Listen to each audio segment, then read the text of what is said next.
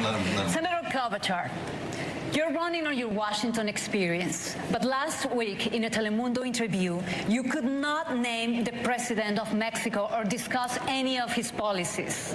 Last night, you defended yourself saying, quote, "This isn't jeopardy." But my question to you is, shouldn't our next president know more about one of our largest trading partners? Of course. Of course.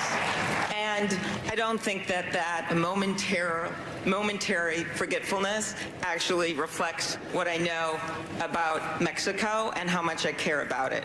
And I first want to say greetings to President López Obrador.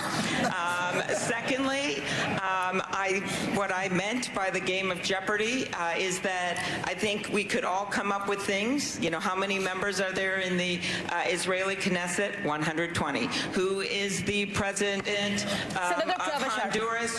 Hernandez. But when it comes to Mexico, I am the one person on this stage that came out first to say I was for the U.S. Mexican-Canadian trade agreement. That is going to be one of the #1 duties of a president. Senator Klobuchar, my colleague. And I can't wait to see that bite behind your back.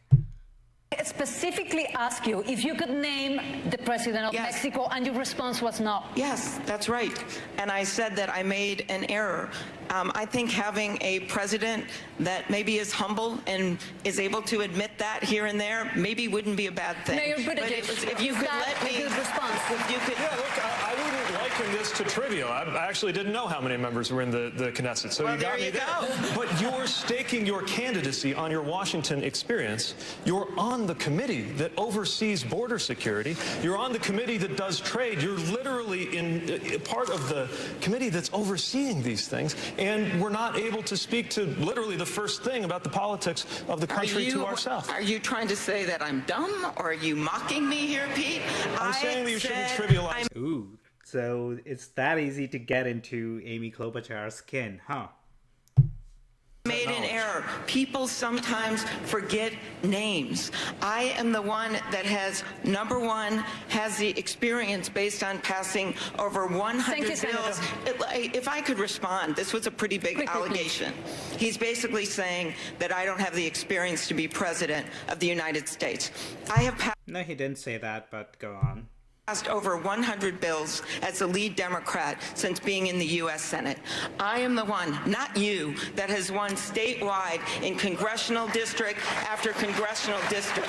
And I will say, when you tried in Indiana, Pete, to run, what happened to you? You lost by over 20 points to someone who later lost to my friend Joe Donnelly. So don't tell me about experience. What unites us here is we want to win. Right. And I think we should put a proven winner in charge of the ticket. This is a race for president. That's your weakest argument.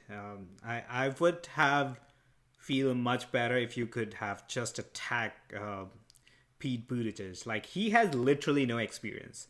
So it doesn't actually, is in his benefit or is in his favor. You could have asked him, like, how would you deal with, like, Mexican issues or something of that nature when you don't even know what are the issues which are bothering at the border, which are, you have been in the committee which tackle those issues and come up with solution for those issues. So firsthand of the issues around the state borders and whatnot, whereas Pete Buttigieg has no business knowing any of that information. So you could have just called him out on that, but all right. This is a race for president. If winning a race for Senate in Minnesota translated directly to becoming president, I would have grown up under the presidency of Walter Mondale. This is different. And the reason that I think we need to talk about Washington experience is that we should ask what that experience has led to. Experience is, and certainly tenure is not always the same thing as judgment. If we're going to talk about votes in the Senate in Washington, let's talk about it. Let's talk about a major policy. Next question is, Hello. Thank you. Senator Warren and Mayor Bloomberg, this question is for you. I want to talk about, and maybe this is appropriate here. Can I just defend defend Senator Klobuchar for a minute. This is not right. I understand that she forgot a name. It happens. It happens to everybody on this stage. Look, you want to ask about whether or not you understand trade policy with Mexico? Have at it. And if you get it wrong, man, you ought to be held accountable for that. You want to ask about the economy and you get it wrong, you ought to be held accountable. You want to ask about 1,000 different issues and you get it wrong, you ought to be held accountable. But let's just be clear. Missing a name all by itself does not indicate that you do not understand what's going on. And I just think this is unfair.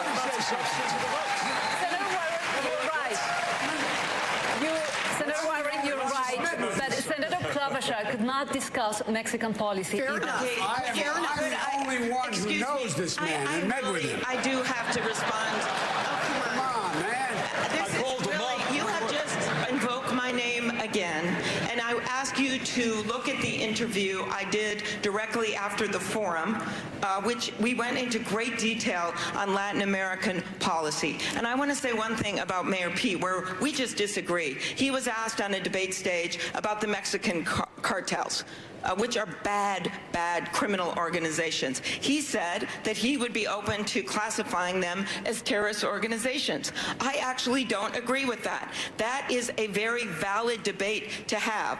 I don't think that would be good for our security coordination with Mexico, and I think you got that wrong. So this is such a good point, because Pete Buttigieg in the past kind of mentioned that he'll be open to send the U.S. military to Mexico to take care of drug cartel. And Tulsi Gabbard, she called him out, in, I don't know, like few debates back.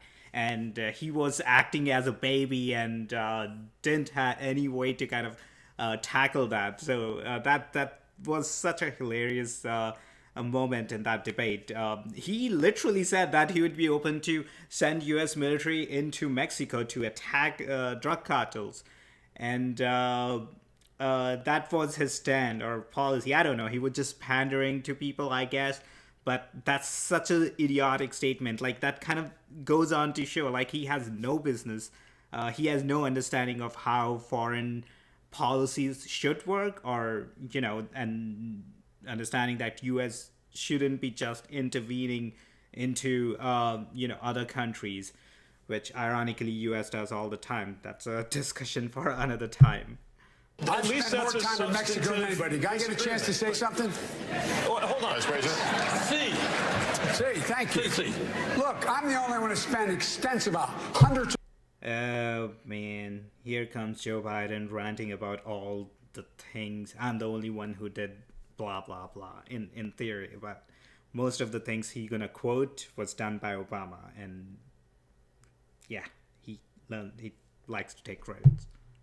Of hours in Latin America. I've met with this president. I've met with the last president, the one before that. This is off now.